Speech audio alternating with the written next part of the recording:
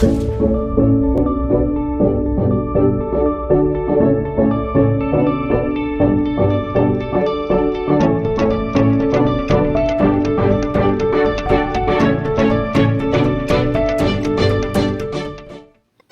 Shalom.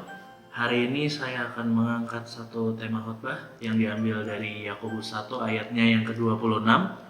Yakobus 1 ayat yang ke-26 bunyinya, "Jikalau ada seorang menganggap dirinya beribadah, tetapi tidak mengekang lidahnya, ia menipu dirinya sendiri, maka sia-sialah ibadahnya."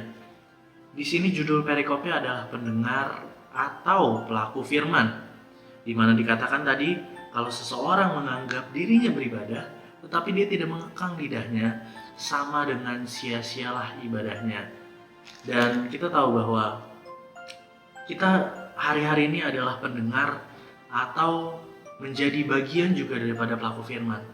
Karena akhir-akhir ini banyak orang yang datang ke gereja hanya untuk mendengarkan firman Tuhan, masuk ke dalam dirinya sendiri, tetapi dia tidak melakukannya. Dia tidak menjadi pelaku daripada firman Tuhan, tetapi dia hanya mendengarkan untuk disimpan sendiri. Dan di ayat yang ke-26 dikatakan bahwa seseorang menganggap dirinya beribadah. Beribadah di sini adalah dia berarti takut akan Tuhan. Beribadah di sini adalah dia mempersembahkan yang terbaik untuk Tuhan. Beribadah di sini adalah suatu bukti tanda bahwa dia mengakui juru selamat, yaitu Yesus Kristus. Tetapi dikatakan lagi, tetapi tidak mengekang lidahnya. Jadi ada orang yang beribadah datang kepada Tuhan, tetapi tidak mengekang lidahnya. Kata mengekang di sini berarti adalah menahan hawa nafsu. Berarti menahan hawa nafsu daripada lidahnya, entah untuk memperkatakan yang buruk, untuk menjatuhkan orang lain, untuk tidak membawa dampak positif bagi orang lain.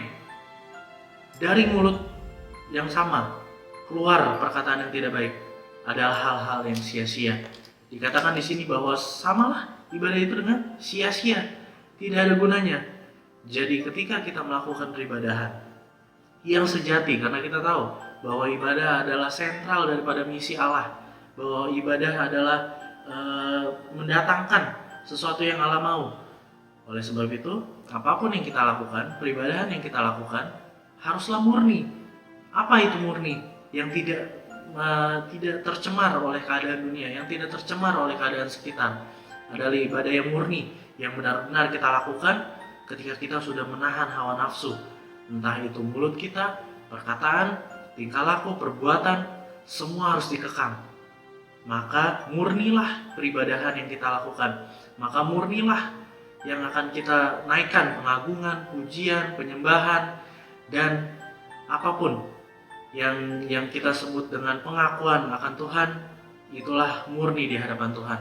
Ketika kita mampu mengekang semuanya, mengekang hawa nafsu, maka orang bisa melihat bahwa ibadah kita adalah ibadah yang sejati. Ketika orang lain melihat bahwa ibadah kita sejati, apalagi Tuhan Bapa kita di sorga, pasti mengerti bahwa peribadahan yang kita lakukan memang benar-benar keluar dari hati kita dan bisa menjadi contoh bagi orang lain. Oleh sebab itu, di sini diingatkan sekali lagi bahwa kita jangan menjadi pendengar, tetapi kita harus menjadi pelaku daripada firman Tuhan. Dan sekali lagi diingatkan juga bahwa kita harus menjalankan peribadahan kita supaya peribadahan kita dengan murni. Dengan cara apa? Dengan cara mengekang hawa nafsu, dengan cara menahan hawa nafsu. Kita harus menahan ketika lidah kita ingin menyampaikan sesuatu yang tidak benar, tidak baik, bohong, dusta. Kita harus menahannya. Bahwa apa? Bahwa mulut kita ini, perkataan kita, kenapa dikatakan lidah? Karena perkataan kita dipakai di dalam peribadahan untuk memberitakan kebenaran firman Tuhan. Masa sih lidah kita yang sama, yang perkatakan firman Tuhan, memperkatakan juga dusta dan bohong? Itu dia sebabnya di Yakobus 1 ayat 26 ingin diingatkan bahwa kita harus, dari mulut kita hanya keluar satu perkataan, dari mulut kita hanya keluar kata-kata pujian, pengagungan, dan kebenaran akan firman Tuhan. Tuhan Yesus memberkati.